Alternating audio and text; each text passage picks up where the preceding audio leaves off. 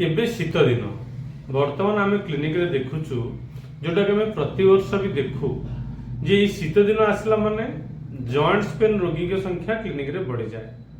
तो सेइथिपाई ए भिडियोटी आज joints pain उपरे बा जॉइंट स्टिफनेस उपरे।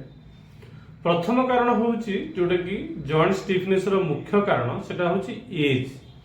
जेतेबेले हमर एज बढ़ी बढ़ी जाए जनरली 40 प्लस बा 50 प्लस परे हम जॉइंट्स रो जो कार्टिलेज अछि से कार्टिलेज जनरली स्पंजी थाए बा रबरी थाए बा स्मूथ थाए सॉफ्ट थाए। बयस बढ़िया संगे संगे से कार्टिलेज गुड़ा धीरे धीरे टाण हो जाए। जमती आपण गोटे एग्जांपल देखंतु गोटे टायर को जदी बहुत दिन रखि दोछंती आमे से टायर रबर रे तयारी हेतबा टायर से टायर भी धीरे धीरे टाण हो जाउछ बा फाटी जाउछ। सेमती बयस बढ़िया संगे संगे जॉइंट रो कार्टिलेज गुड़ा को स्टिफ हो जाए ऑटोमेटिक।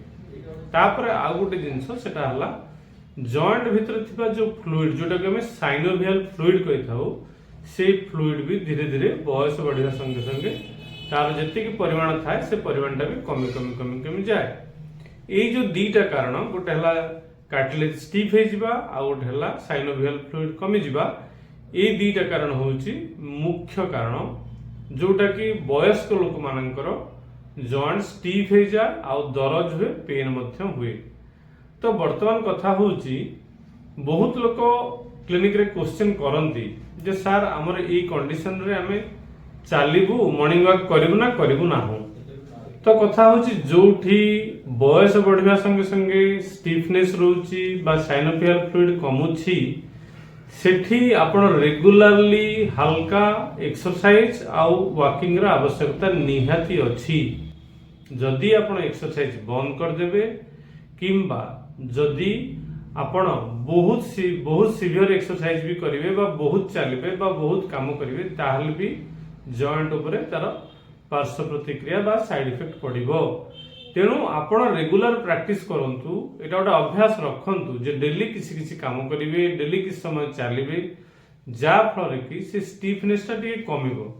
जेमती गोटे गाड़ी रो चक जदि बहुत दिन धरिक रही जाए जो स्टिफनेस बा टाण हो जाए सेटा आपण जे गाड़ीटा चालुथिबो सबदिन किछि किछि बा कि दिन अंतर रे चालुथिबो ताहले से रबरटा सते टाण होबनी। सेमती हम जदि रेगुलर प्रैक्टिस करबा चालिबार अभ्यास रखिबा ताहले हमर जॉइंट रो स्टिफनेस कमिबो आ फ्लूइड सिक्रेशन भी ठीक ठाक रहबो। सेमती लोक माने जेतेबेले सकाळ सकाळ उठंती वयस्क लोक माने सेमान फील करंती तंगर जॉइंट्स रे पेन। एटा भी गोटे कारण जेतेबेले राति रे हमें सोई पडुचंती मांसपेशी भी रेस्ट नै जाउची सेथिबाई से ता भीतर टिके टिके स्टिफनेस डेवलप हो जाउची।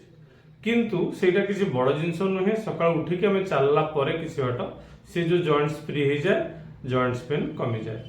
आ गोटे हला वेदर चेंज एटा प्राय समस्ते अनुभव करथिबे किंबा आमे भी बहुत लोकन ठारो सुनिछु जेतेबेले टिके क्लाइमेट चेंज होची वेदर चेंज होची पर्टिकुलरली वर्षा दिने आउ ई शीत दिन जेतेबेले क्लाइमेट चेंज होची सेतेबेले प्राय लोकंकर जॉइंट्स रे दरज आ पेन स्टार्ट हो जाउची बहुत लोकंकर फुला भी आसी जाउची। आर एग्जैक्टली कारण एपर्यंत किसी जना पड़ी नाही किंतु गोटे कथा हला सेटा हला आम बॉडी भितरे जलीय अंश पाखापाखि मोर देन 75% अछि एवं से जलीय अंशटा सब बेले हमर एटमॉस्फेरिक चेंजेस द्वारा प्रभावित हेई थाए। सेइथिपाई जॉइंट्स रो पेन बा दरज चेंज ऑफ वेदर रे स्टार्ट हो जाए। आ गोटे कॉमन कॉज होची जोटा होची ओबेसिटी बा मोटा। जदि आपण अधिक मोटा ताले से बॉडी रो लोड दी आंठू ऊपर पड़िबो और अंटा ऊपर पड़िबो। तेणु समस्तंकर गोटे लोड बियरिंग कैपेसिटी अछि आंठूर भी आ अंटार ए अधिक लोड जुगु अधिक वेट जुगु समस्या हो जाय थाए। आ गोटे हला ऑस्टियोआर्थराइटिस जोटा कि प्रथमे जेमति कहिथिले आपनकु बोन रो कार्टिलेज आ साइनोवियल फ्लूइड बयस बढ़िया संगे संगे जोटा कमी कमी जाउची जो कार्टिलेज वेयर एंड टियर होउची वीक हे जाउची तेणु आपनकर जॉइंट्स रे प्रॉब्लम स्टार्ट होउची सेटा को हम ऑस्टियोआर्थराइटिस बोली कहि थाउ जोटा कि मेडिसिन द्वारा तार संपूर्ण समाधान हे परिबो। आ गोटेला रिमाटॉइड आर्थराइटिस जोटा कि आपनकर बॉडी रो इम्यूनिटी सिस्टम आपन निज बॉडी की डैमेज करी करी करी करी जाउची। बहुत रेयर केस रे सेटा हे थाए जोटी की स्मॉल जॉइंट्स रिस्ट पाम एगुड़ा सब आपनकर जल्दी अफेक्टेड हो जाए। एठी परमानेंट स्टिफनेस रहे जॉइंट्स फुलिक रहे, दरज रहे, बहुत सीवियर पेन हुए, बेले बेले डिफॉर्मिटी भी हो जाए माने बोन बेंड हो जाए। तेणु यही सब है कॉमन कॉज जॉइंट्स पेन रो। एगुड़ा को आम मेडिसिन द्वारा होम्योपैथी रे यही सब रोग पाई बहुत बढ़िया सुंदर मेडिसिन सब अच्छी। बहुत लोग पेन किलर बहुत सारा खाऊंती एलोपैथिक ट्रिटमेंट अन्य ट्रिटमेंट सब करके आम पाखक आसती परमानेंट रिलीफ पाई। आमर होम्योपैथी रे ये जॉइंट्स पेन पाई बहुत सारा भल भल मेडिसिन अच्छी। आपन जदि चाहिए ताले आम सहित जोगाजोग करें।